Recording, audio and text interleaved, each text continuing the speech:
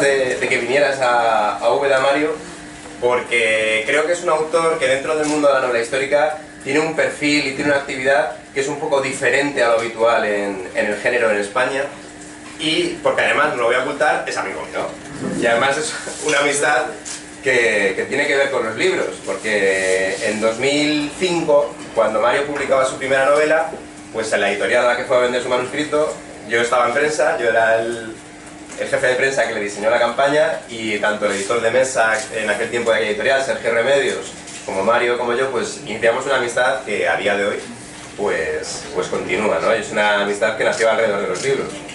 Luego pasó que no te pude hacer la campaña, la diseñé y me fui. Sí, me dejaste sola ante el periodo. Sí, es lo que pasó. Pero bueno, de aquel libro nació una amistad que hoy termina, pues no termina, que hoy sigue presentando la última o la penúltima realmente novela de Mario, La casa de los niños, de Ediciones B, aquí en Úbeda, ¿no? Es un placer. Bueno, Mario, muchísimas gracias por venir. Y yo quería, antes lo estábamos hablando mientras desayunábamos, que igual, pues, no íbamos a hacer la típica presentación de hablar solo del libro.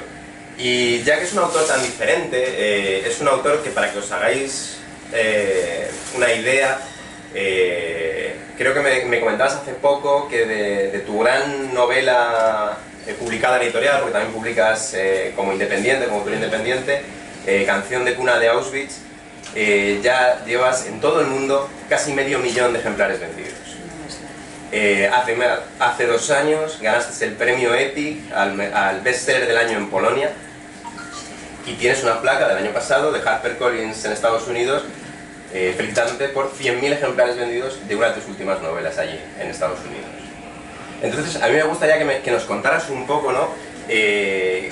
Tú, como autor español, que también publicas en España con varias editoriales, con Ediciones B, con Harper, con Esfera, y también publicas en todo el mundo, ¿qué diferencias notas como autor de lo que pasa aquí en España y de lo que vives ahí fuera?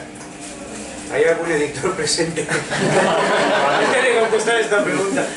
Porque, hombre, son dos mundos muy distintos, ¿no? El mundo americano, además de que es un continente inmenso, lleno de lectores, de nuestro idioma, que es una ventaja que no tenemos, o no tienen los franceses y en otros países, ¿no? Es un público también muy agradecido, mucha gente joven con deseo de leer.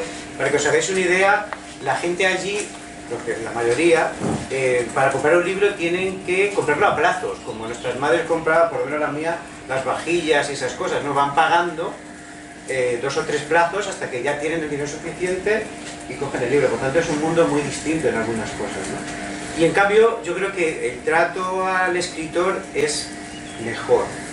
¿A qué me refiero? Yo allí descubrí una cosa que no sabía ni que existía, que se llama cuidado del talento. Dije, no, es que aquí cuidamos el talento, ¿no? Pero no sabía que tenían talento, o sea, que ya fue la primera sorpresa, ¿no? Y es una cosa que hacen, ¿no? Que tienes una persona, un publisher, que te lleva a los sitios, que te está atendiendo constantemente. Hombre, yo me imagino que aquí eso pasaba también con Posteguillo y toda esta gente, ¿no?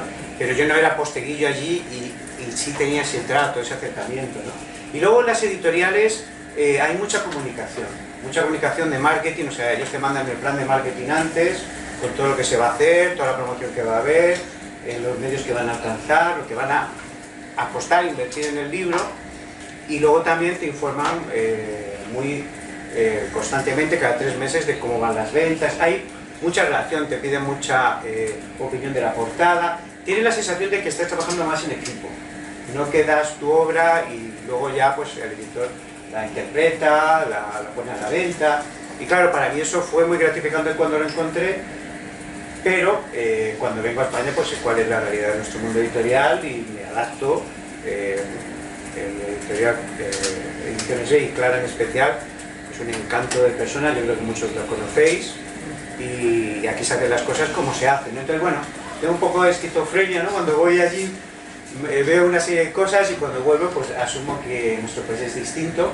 Creo que han mejorado cosas, pero hay muchas por mejorar, y sobre todo la experiencia ha sido positiva, ¿no? De poder llegar a todo ese público inmenso que hay. Y otra cosa que me gustó mucho comprobar es que tenemos mucho prestigio los escritores españoles, ¿no? Se lee mucho libro de escritor español y ellos te tratan muy bien, además te sientes como un torero. Ya sé que no se puede hablar de tauromaquia y todas estas cosas, pero te dicen todo maestro, maestro, ¿no? Y tú estás ahí hinchado de... y entonces, bueno, es una gozada ir allí, luego vuelves aquí y está mi mujer que me da palos diarios y la realidad de España y ya está, pues eso. Bueno, oye, ¿y no sientes como escritor que tú también igual tienes algunas características como novelista que te ha hecho más conectar con el público americano o con el polaco, que también decíamos antes que fuiste uno de los grandes bestsellers de hace un par de años allí en Polonia? ¿O no tienes identificado algo que te haya mostrado esa conexión con el público en esos sitios?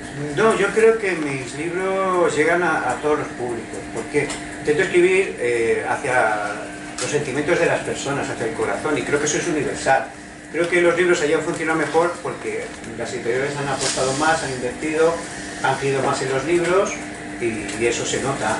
Y está claro que por muy bueno que sea el libro, si no tiene una buena campaña de marketing detrás, gente que apoya el libro, que lo anima, prensa que lo saca, es muy difícil, ¿no? Yo creo que el lector español, aunque sí hay una pequeña diferencia, yo creo que el lector español es mucho más crítico. Dentro de cada español creo que hay un escritor frustrado, como un entrenador de fútbol, sí, un ¿no? Cervantes, ¿no?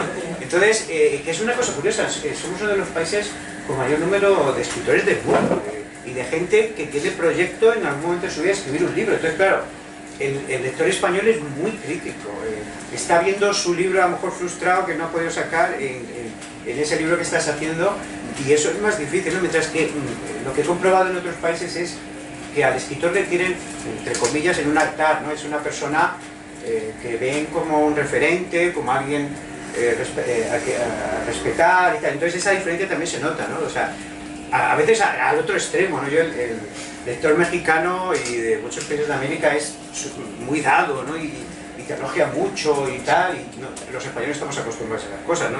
Si ya me decía mi padre, ¿no? Que si alguien te elogia, desconfía de él, ¿no? Y entonces, claro, al principio desconfías y dices, bueno, hay algo me quieren vender o algo, ¿no? Pero sí son así, ¿no? Y son las diferencias culturales, pero yo creo que el hecho de que funcione un libro en España o en otros sitios a veces es la difusión que tiene, bueno, luego tiene que ser un libro, claro, porque mucha difusión y marketing no es suficiente, ¿no? Pero creo que el secreto es eso, y para que un libro se venda en todo el mundo, es intentar llegar al corazón de las personas, ¿no? Creo que las historias muchas veces las hacemos muy frías desde un punto de vista, ¿no? Con muchos datos, queremos ser muy rigurosos a lo mejor, sobre todo en la novela histórica, ¿no? Que es una de las características, y se nos olvida que estamos contando historias, ¿no? Que estamos llegando y que nuestra principal labor, por lo menos la mía como escritor, es enamorar al lector para que ame tanto la historia que quiera luego meterse en ella, ¿no? De hecho yo fue así como me enamoré de la historia, leyendo novela histórica, ¿no? A Robert Grace, a Marguerite Yourcenar, Marie Renaud, Gore Vidal y otros grandes escritores de novela histórica me conquistaron y eso me hizo luego estudiar historia, ¿no?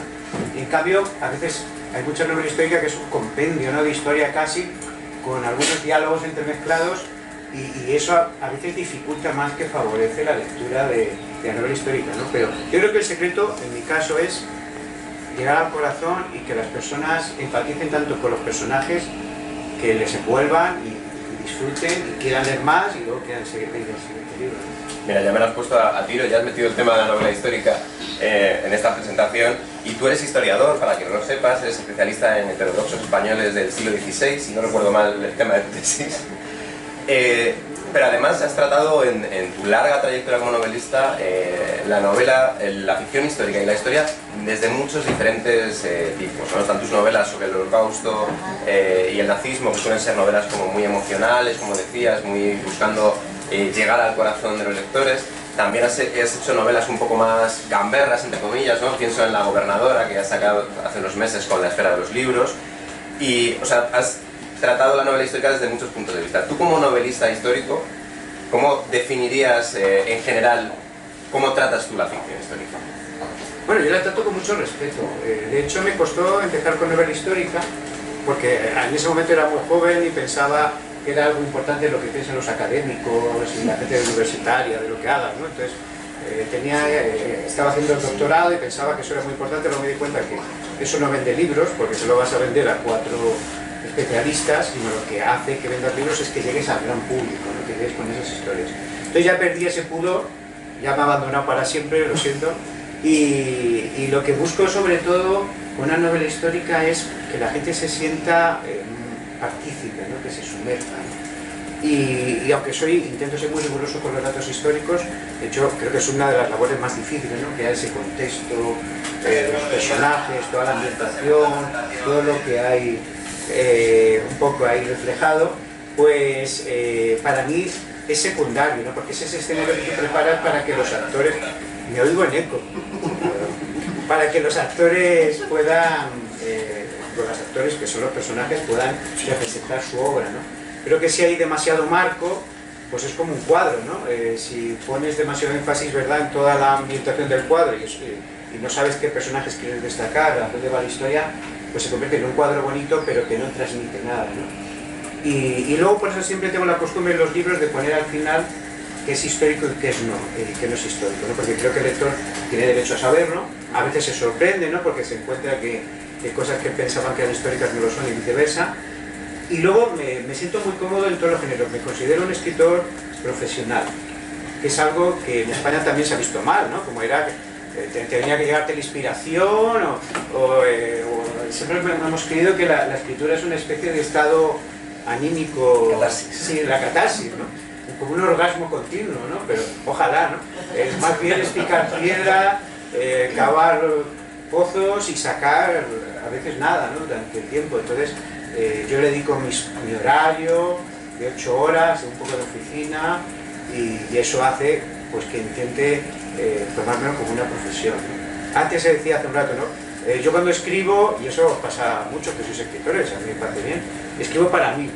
Yo no escribo para mí, yo escribo para los lectores. Si escribiera para mí, pues no publicaría los libros, ¿no? Me lo guardaría en un cajón y me lo miraría yo, una especie de analismo, ¿no? Pero yo escribo para los lectores. Yo quiero que la gente se enamore de los libros, de las historias, que lloren con los libros, que se emocionen, que rían, que se caguen en el padre y la madre del escritor cuando matan un personaje. Eso es lo que a mí me mueve a leer, ¿no? Y es la pasión que tengo y es la que intento transmitir. Has dicho en un momento que intentaba ser riguroso. Me ha hecho gracia de intentaba ser riguroso, porque también siente responsabilidad de decir, oye, es que igual mucha gente, pues, por ejemplo, de esta novela, ¿no?, va a conocer esta historia sobre el rescate de niños judíos en Ámsterdam a través de mí, y entonces tengo que, o sea, en cierta manera estoy divulgando la historia, o aún así prefieres que las emociones, la ficción esté por encima, ¿sí? Hombre, es que somos novelistas, entonces, aunque novela, que es noticia en italiano, significa eso, que es lo más parecido a la realidad que existe, no deja de ser una gran mentira todo. Y eso que este tema, especialmente el del Holocausto, para mí hay mucho pudor en él, ¿no? Porque son personas reales que sufrieron una de las situaciones más terribles de la historia de la humanidad, pero no deja de ser una novela. Y entre las historias reales tienes que recrear mucho, ¿no? Yo me lo imagino como cuando ves estos artistas, ¿no?, que encuentran más los arqueólogos saben esto, ¿no?, una estatua y la recomponen y dices, bueno, ¿será como era en el mundo clásico? No, será una aproximación, no será exactamente igual, ¿no? A lo mejor ha habido que rellenar, hacer cosas para que se parezca a lo que fue, ¿no? Y yo creo que es la única pretensión como neolista que tengo, ¿no?, que se parezca a lo que pudo ser. Nunca sabemos lo que será, o sea, lo que fue, pero por eso digo que intento ser riguroso, aunque sé y soy consciente que es imposible. Yo no estoy en la mente de mis personajes, en los diálogos que mantuvieron, los tengo que interpretar, porque al final cada novela es una interpretación, ya no de la historia, sino de la vida. Estás con tus ojos, con todo ese material que estás creando en tu mente, reinterpretando lo que pasó, dándole tu visión, aunque sea lo intento más objetivo posible, y luego, aún más, cuando el lector lo lee, él va a reinterpretar y va a entender cosas muy distintas a las que tú creaste, ¿no? Entonces, al final es un juego de pequeñas mentiras, pero que van llevando al lector y al escritor a una gran verdad, porque yo sí tengo como objetivo final una gran verdad, ¿no?, que es intentar llegar, como diría Balzac, al espíritu humano, ¿no?, a esa comedia humana donde las pasiones se desarrollan, pero no tanto que cada dato sea estrictísimo, ¿no? Si cambio una fecha, muevo una cosa, lo pongo al final, pero me doy esa libertad. Yo creo que sí, ¿no?, que podemos darnosla, y por eso somos novelistas, si no, publicamos ensayo, estaríamos sentados en una universidad dando clases o algo así, aburriendo al personal, y lo que tenemos que hacer sobre todo es entretenernos y llegar con los libros a la gente.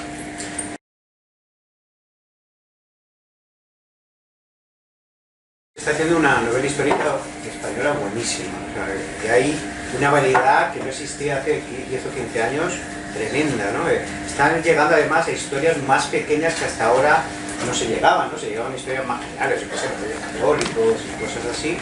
Y eso es una gran ventaja con respecto a otros países, ¿no?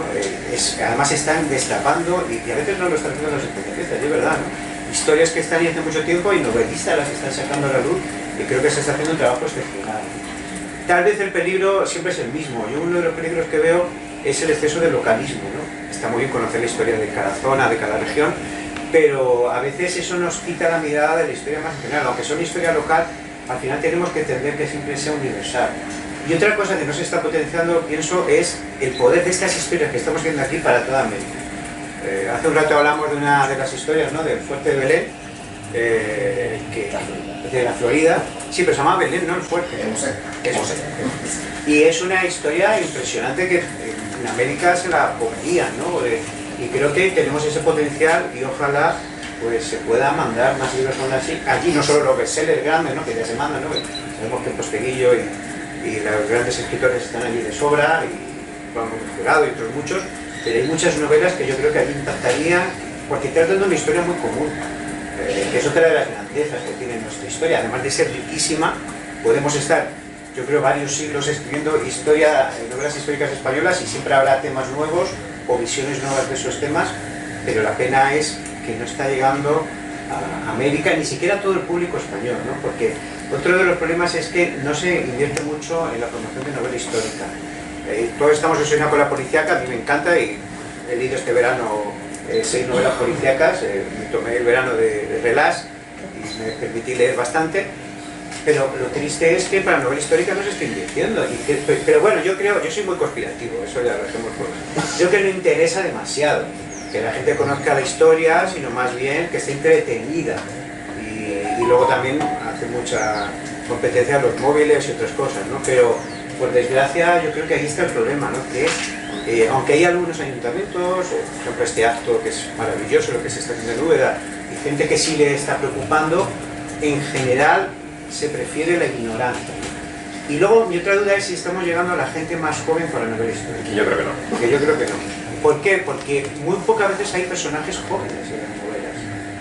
Adolescentes, niños. Yo mis personajes están llenos de niños y me dicen, bueno, pero ¿cómo puedes saber cómo pensaba un niño? Digo, hombre, porque yo llevo uno dentro desde hace 51 años. O sea, él intentó matar varias veces y siempre ha vencido él, menos mal por ahora, ¿no?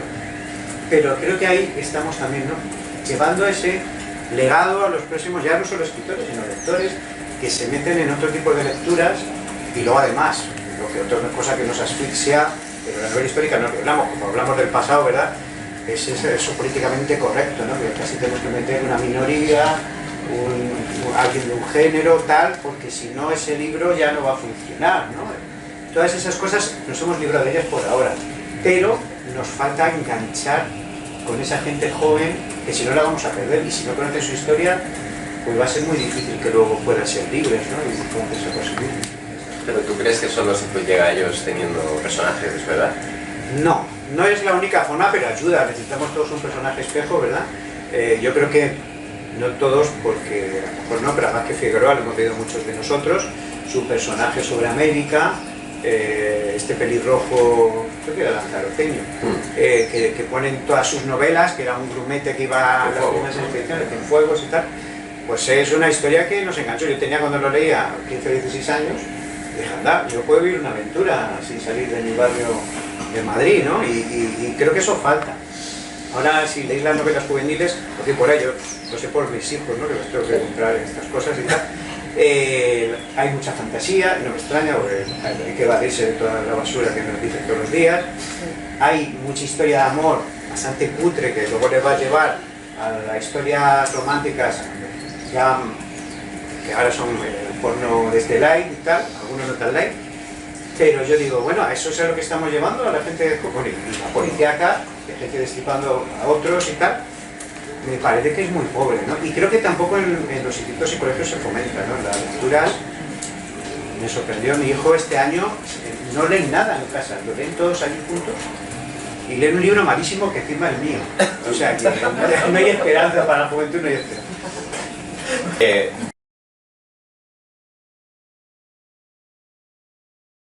Hombre, lo de los argumentos, hay gente que le cuesta, yo la verdad que tengo en eso una ventaja, yo veo argumentos en cada momento, ¿no? Ayer estaba cenando al lado de un amigo y que no lo sabía, sabía que era alemán, y me empezaba a contar que su abuelo había luchado con la Legión Cóndor y había bombardeado Guernica. Digo, a ver, ¿cómo es posible que este hombre me cuente esta historia así, ¿no? Y cómo aprendió español, todo lo que le pasó, y le dije, bueno, ya no veremos otro día tranquilamente y me cuentas más.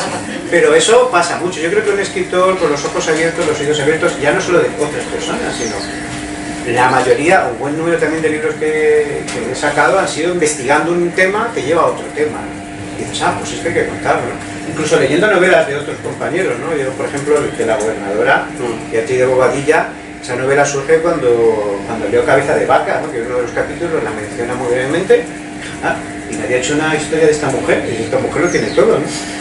Amante de Fernando el Católico, Cristóbal Colón, ninfómana, asesina casi en serie de guanches, o sea, lo tenía todo para ser un personaje histórico increíble, ¿no?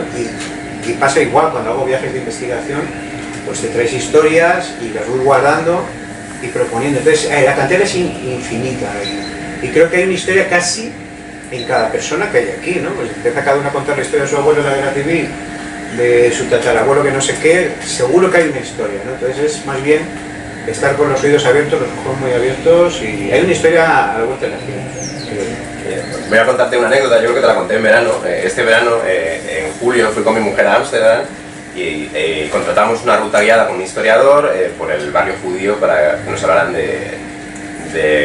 pues, del holocausto en Ámsterdam, de la Segunda Guerra Mundial. Y en un momento dado, pues estamos delante de un teatro y enfrente había una escuela y empiezan a contar una historia. Y claro, yo me había leído la novela de Mario ya, pero no la tenía en mente. Y le dije, esto me suena muchísimo.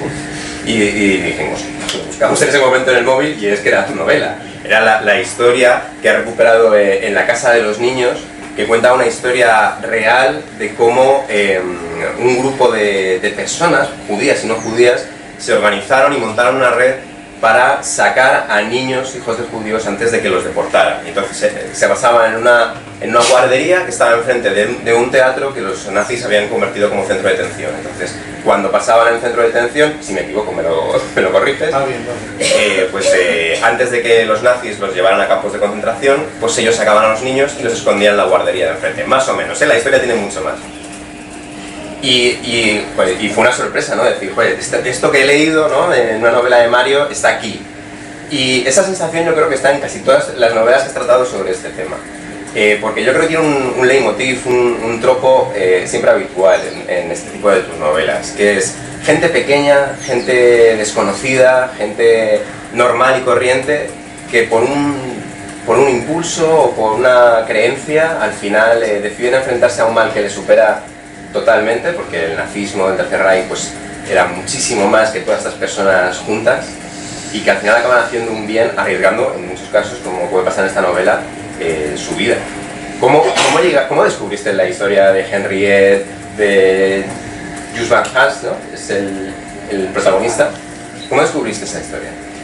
Bueno, antes de contestar, estaba pensando que tengo que, como hacen los norteamericanos, patrocinar los libros de viajes, o sea, para que luego Amsterdam, claro, San Malo me pague un plus.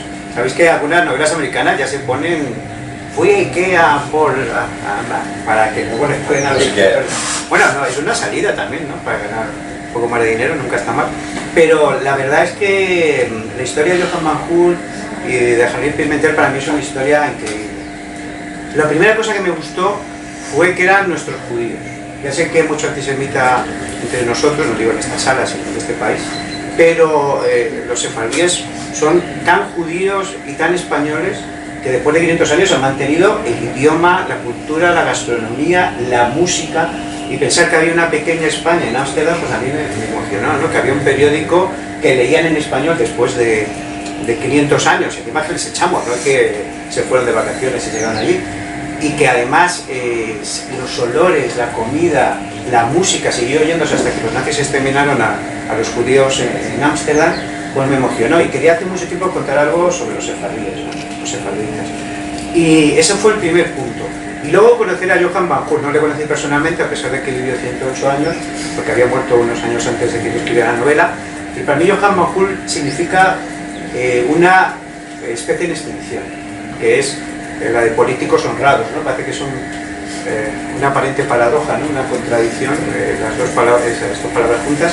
Pero Johann van Hult fue un hombre que fue jefe de, senador, parlamentario en su parlamento en Holanda, fue además eurodiputado, jefe de su partido, jamás tuvo un caso de corrupción, se le conoció siempre como un hombre que servía a los demás, y además había ocultado una gran historia, que era que durante la Segunda Guerra Mundial dedicó la mayor parte de su vida a salvar a niños judíos. Él no lo contó en su época, sino lo contó mucho tiempo más tarde. Y yo creo que eso es algo increíble, ¿no? Alguien que ha hecho algo así, pero por eso me gustaba Johann van Hult y Pimentel, que hablaremos ahora un poco de ella, porque son personas que no buscaban protagonismo, ¿no? Sino que estaban dando su vida por los demás sin esperar nada a cambio, ¿no? Y eso para mí es el mayor acto de amor que se puede dar, ¿no? ¿Quién no moriría por su hijo, por su madre? Bueno, algunos no, a lo mejor, pero por su mujer, por alguien, por un buen amigo, ¿verdad? Pero morir por un desconocido que llama a tu puerta a las 4 de la madrugada y que eso puede significar no tu muerte solo, que ya no está mal, sino la de toda tu familia, hay que tener un valor especial. Y en cambio Johann van Hult nunca se sintió un héroe. De hecho, él decía siempre que prefería que la gente se acordara de los niños que salvó y aún más de los que no pudo salvarnos. Su gran frustración, la última noche en la que ya sabían que estaban a punto de descubrir todo el plan que habían creado, dijeron que iban a sacar 6 niños y tuvo que elegirlos. Imaginar la situación, ¿no? Y luego pensó, ¿y por qué le sacamos a 10? ¿No? Y yo creo que eso es la grandeza del ser humano, ¿no? Dar su vida por los demás sin esperar nada. Yo creo que es algo increíble. Ese conflicto que dices recuerda mucho a la lista de Schindler, ¿no? A la estupenda película sobre también que hay un momento en que ellos se sienten frustrados por los que no pueden salvar y no valoran tanto a los que han salvado, ¿no? Sí, mira, leí hace poco para la novela que estoy escribiendo ahora para ver que se calcula que hubo unos 100.000 franceses que ayudaron a otros a esconderse. De hecho, más de la mitad de los judíos franceses sobrevivieron. La mayoría, los de origen francés, los de origen extranjero, la mayoría se murió. Y aunque se sabe que unos 100.000 ayudaron, posiblemente la cifra puede aumentar porque nunca se conocen todas las personas que ayudaron, ¿verdad? A veces no todas las ayudas fueron igual, fue alguien que te escondió un segundo, alguien que te dio un trozo de pan, la ayuda es muy variada, ¿no? Pero siempre la pregunta es la misma. ¿Qué hubiera pasado si la mayoría se hubiera negado a colaborar? Pues no hay que hacer ciencia ficción. Hubiera pasado lo que pasó en Dinamarca. En Dinamarca los daneses se negaron a perseguir a los judíos y creo que murieron, no sé si 100 judíos o menos daneses en la historia. Y cuando ya se les iba a perseguir, porque ya estaban hacia el final de la guerra, les ayudaron a huir a Noruega, no, a Suecia. O sea, eso demuestra la grandeza de un pueblo, ¿no? Y un pueblo entero capaz de enfrentarse al mal. Y eso, yo creo que nosotros seríamos capaces. Mira, una cosa, tengo muy buena opinión de los españoles, a pesar de conocer a muchos, pero creo que para estas cosas sí somos capaces, ¿no? Lo hemos demostrado en varios momentos de la historia, ¿no? Y esa grandeza es algo que a mí me emociona y por eso lo transmito en los libros. O sea, cada vez que escribo una historia es como cuando me cuentan algo, no un chisme, no algo interesante, y lo quiero compartir con mi mujer y mis hijos, ¿no? Enseguida les cuento, mira lo que he descubierto, ¿no? Pues para mí la literatura es así. Tienes curiosidad, descubres algo y lo quieres compartir. Si en ese proceso lo único que piensas es en vender libros, en quedar bien en una foto en Instagram, en juego que vida, Vidorra me voy a pegar siendo escritor, creo que tienen una fantasía un poco desbordante más que de escritor, porque de escritor casi nadie se hace rico, y luego estás errando el tiro. Creo que al final estamos contando historias de personas, y leí hace poco una cosa muy interesante, que lo que hacen cuando leen los lectores sobre estas personas es ensayar para la vida. La lectura es un ensayo para la vida. Nosotros, cada vez me doy más cuenta de eso. Cuando leo una novela sé que en el fondo me estoy preparando para... ¿Por qué sale tanta distopía ahora? Bueno, porque se pone el telediario y ya es una distopía, ¿no? Pero aparte de eso, porque en el fondo todos decimos, bueno, y si ahora nos quita la electricidad, que puede que no esté lejos la cosa, el gas, tal. ¿Cómo sobreviviría, no? Yo, mira, tengo un coche que tiene la tracción 4x4 y digo, bueno, por lo menos meto por camino está. Estoy pensando en reservar leche y productos no perecederos. Lo que quiere decir que al final los libros nos preparan para la vida. Y yo creo que esa es mi forma de pensar y de hacer novelas. Y estos nos preparan también para pensar cómo actuaríamos en una situación tan terrible como la Segunda Guerra Mundial, en los dos sentidos, ¿no? Porque todos nos gustaría pensar que somos Johann Mahul, pero a veces podríamos ser los que colaboraban, incluso los que perseguían a los judíos. Una última pregunta, porque yo creo que seguro que mucha gente del público tiene preguntas para hacerte, pero yo quería, antes has dicho, quería hablar antes de Henriette Pimentel, la otra protagonista de esta historia, que más allá de su apellido, que a todos nos suena reconocible, ¿no? Pimentel, a mí me parecía que es como un bonito homenaje a una profesión que muchas veces, y en España lo vemos a diario, ¿no? Está muy maltratada, ¿no? Como puedan ser los profesores, los maestros y las profesoras de guardería, ¿no? Y ese amor que sienten por los niños estas personas, pero que además en el caso de Pimentel pues se multiplicó arriesgando el pellejo por salvar a hijos que, como tú decías, no eran suyos, o sea, podía haber mirado a otro lado. Sí, Henriette Pimentel es un personaje, es una persona increíble, ¿no? Su familia malagueña, no muy lejos de aquí, a principios del siglo XVII se va primero creo que a Portugal, después de Ámsterdam. Son especialistas en gemas, en diamantes en especial, y ella es la primera generación de mujeres de su casa que puede estudiar y dedica, que una mujer brillante, podría haber hecho cualquier cosa, y en cambio dedica su vida a los niños, ¿no? Y hay una vocación que yo creo que se está perdiendo, ¿no? Y no me extraña, o sea, tal y como tratamos a los profesores, para mí también son casi medio héroes todos, ¿no? Pero ella tiene una verdadera vocación, que es una palabra que en España también cada vez suena menos, ¿no? Porque no rima con dinero, ni con fama, ni con otras cosas, ¿no? Y yo creo que la vocación es lo que nos mueve a hacer cosas más allá del deber y del interés, ¿no? Y Pimentel era de ese tipo de personas, ¿no? Entró vivida la infancia porque creo que se puede cambiar las cosas, porque no podemos cambiar la sociedad, ¿verdad?, con ideologías. Por mucho que nos empeñemos, el siglo XX fue un claro ejemplo, y creo que vamos a repetir curso en el siglo XXI, sino cambiando a las personas, una a una, el corazón de las personas, su forma de ver el mundo, ¿no? Y eso empieza en la escuela, en la infancia. Empieza en casa. Empieza en casa, que ese es el otro problema, ¿no? Que delegamos todo porque no tenemos tiempo para educar a nuestros hijos, pero en la escuela es un sitio fundamental, ¿no? Y Pimentel además quería hacer una cosa muy revolucionaria para la época, que era tratar a los niños como personas, que ahora nos parece algo muy normal. Ahora se nos ha ido la mano un poco, ¿no? Los tratamos como dioses, que tampoco es para tanto, son personas solo, pero tratarles como personas, ¿no? Con sus derechos, con su forma de ver el mundo, conforme a su edad, y ella hizo una labor, fue un ejemplo, ¿no? Otro de los personajes que he escrito hace poco sobre él, Corsa, que fue un gran pedagogo también, pues igual, era gente que estaba en la vanguardia de la enseñanza en su época, ¿no? Pero aparte de su vocación, luego tiene otra vocación mayor, ¿no? Que es la vocación por el ser humano, que es otra vocación que se nos ha perdido, ¿no? Nos han desalmado, los desalmados, pues como nos han puesto a la altura de los meros animales, que los animales son mejores que nosotros en muchos casos, pues también es verdad, han quitado el valor intrínseco que tiene el ser humano, ¿no? Ahora realmente, bajo mi punto de vista, nuestra vida no vale mucho o casi nada, ¿no? Y más cuando se enumeran cantidades, ¿no? Decía Stalin, ese gran cínico y demonio terrible, que pues 1 millón de muertos es una estadística, ¿no? Pero un muerto es un drama, ¿no?, para esa familia. Entonces, si miramos solo grandes estadísticas, se nos olvida que detrás de ella es una persona. Y eso fue lo que me hizo volcarme a este tipo de historia. Yo había leído mucho sobre el Holocausto desde los 15 años, pero cuando lo leía veía, bueno, 6 millones de judíos, 70 millones de personas, en general, no sé cuántos rusos. Claro, cuando empiezas a bajar el foco, ¿no? Y empiezas con el microscopio y dices, no, pero es que este se llamaba así, asá, y tenía una vida, ¿no?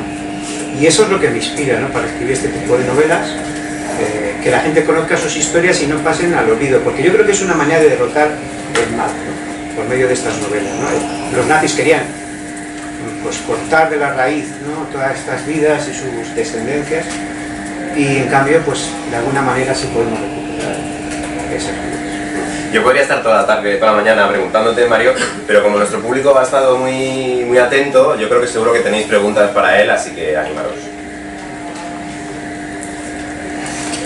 Mario, si no recuerdo mal, en el libro, en la novela, dices que se han escrito pocos libros sobre el Holocausto. Y esto me lleva a enlazarlo con algo que siempre me ha llamado la atención. No sé tú cómo lo has visto, ¿no?, cuando escribías la novela, que es que lo que ocurría en los campos de concentración no se conocía luego fuera. Entonces a mí me ha llegado, tú dices de que hay que provocar emociones con estas historias. A mí me ha llegado, sobre todo, me ha emocionado esa ilusión o esas esperanzas que ellos tenían cuando no iban a ir a ningún sitio. O decían, nos van a llevar a Polonia o nos van a llevar a no sé dónde, pero no, iban a otro sitio muy distinto y no se conocía lo que ocurría en los campos de concentración.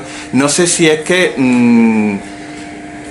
era el problema de la comunicación de la época, o es que no existían los medios que había, o estaba todo el mundo engañado de una manera. No sé cómo lo has visto tú a la hora de escribir la novela. Bueno, es una mezcla, ¿no? Yo creo que a veces no hace falta que nos engañen mucho, ¿no? No queremos perder la esperanza, una razón para levantarnos cada día. El Comité Judío de Ámsterdam se cree que ya a partir del año 43, primeros del 43, ya sabía lo que estaba pasando. Y la mayoría de los guetos también lo sabían. Pero tenían la idea, a lo mejor no era equivocada, de que si la gente lo sabía, la desesperanza que iba a provocar y el pánico podía ser un problema mayor. De hecho, hay una cosa muy diabólica que hacían en el campo de concentración cercano a Ámsterdam, en Holanda, que era que incluso había unos sorteos, porque les estaban diciendo que los iban a mandar a Israel, en otros casos a otros sitios. Entonces, si se portaban bien, les iban dando como unos cupones que les daban más promesa, más esperanza de ir a esos sitios, ¿no? Entonces se engañó mucho a la población durante mucho tiempo. Y luego ese silencio se extendió después de la guerra, ¿no? Yo que fui un niño que, bueno, en mi época de la televisión, que solo estaba la 1 y la 2, ponía mucha película bélica de la Segunda Guerra Mundial. Casi los fines de semana era sesión continua, ¿no? Muy pocas veces en ninguna película vi yo nada sobre persecución a judíos, holocausto. Está hablando de los años 70, 80, y ya en los 90 empezaba a verse algunas cosas. Y luego aquí hemos estado muy poco expuestos. De hecho, por ejemplo, en España se pasa muy de puntillas el holocausto judío, y que yo conozca, solo la Universidad de Valencia durante unos años hace una serie de congresos sobre el holocausto. Hay muy poca información. También es verdad que estuvimos en un país gobernado por el fascismo durante 40 años. Fascismo a la española, ¿no? Un poquito rancio, con esa cosa del nacionalcatolicismo y tal. Luego la Falange estaba ahí, que era un poquito más fascista, pero con otro peso. Y yo creo que eso también contribuyó, ¿no? Y también ha contribuido que un espíritu muy antisemita en nuestro país. Que es curioso, porque la mayoría tenemos algo de judíos, o sea, de raza pura aria hay pocos aquí, ¿no? O sea que, de hecho, mi apellido, uno de ellos, Herbás, se dice Herbás, judíos y conversos los más. O sea que yo, uno de mis apellidos, está claro de dónde viene, ¿no? Lo que quiero decir con esto es que creo que se necesita más. Decía Arturo Pérez Reverte en un artículo criticando, a lo mejor con razón, que había muchos libros sobre Auschwitz, ¿no? La peluquera, el dentista, el farmacéutico, que es que todo el mundo se había apuntado a la moda de Auschwitz, ¿no? Pero yo creo que se ha escrito muy poco y se ha traducido muy poco al castellano, ¿no? Y se necesita conocer más. Yo creo que la literatura es la única vacuna que tenemos contra el mal y contra la desinformación, cuando no se manipula también. Y si no conseguimos que la gente lea sobre estos temas, ya no es una profecía, ¿no? Se está cumpliendo, estamos cayendo exactamente en lo mismo. Se va a perseguir una minoría en vez de a otra, se va a buscar otros chivos expiatorios, pero estamos en un momento en el que el fascismo y el ultracomunismo, que son dos caras para mí de la misma moneda, están ahí esperando para tomar el poder y volver a hacer cosas parecidas a las que leemos en los libros y que, por desgracia, pueden volver a ser reales. ¿Más preguntas? Mira, por ahí. Yo no tengo pregunta. Yo quiero agradecerte las palabras que nos han dedicado los maestros. Simplemente, porque es verdad que ya llevamos un tiempo que no se nos respeta. No queremos ser lo que eran, ni queremos ser lo que quieren que seamos. Pero bueno, la pandemia también nos trató muy mal, no tuvimos agradecimientos. Efectivamente no nos jugamos la vida con los enfermeros, pero éramos con maestros lo hacen 4 horas y nos han dado un título de autoridad que no nos sirve para nada, ni siquiera de símbolo. Así que pues muchas gracias. Un placer. Hay una novela que Harper Collins en su gran sabiduría saca un bolsillo directamente, y yo lo digo porque así es más fácil, cuesta más barata y no hace falta pagar tanto dinero. Se llama El Maestro, que es una novela que hago un homenaje a Janusz Korczak. Lo digo por si quieres leerla, no es publicidad, porque es una historia de un hombre que abre una guardería, una escuela en Varsovia, y luego la tiene que llevar al gueto, ¿no? Y es un hombre dedicado a la infancia, y creo que te puede inspirar también porque en el peor momento de la historia, en el peor sitio, como puede ser el gueto de Varsovia, ese hombre dedicó su vida a los niños, ¿no? Y eso es un gran legado.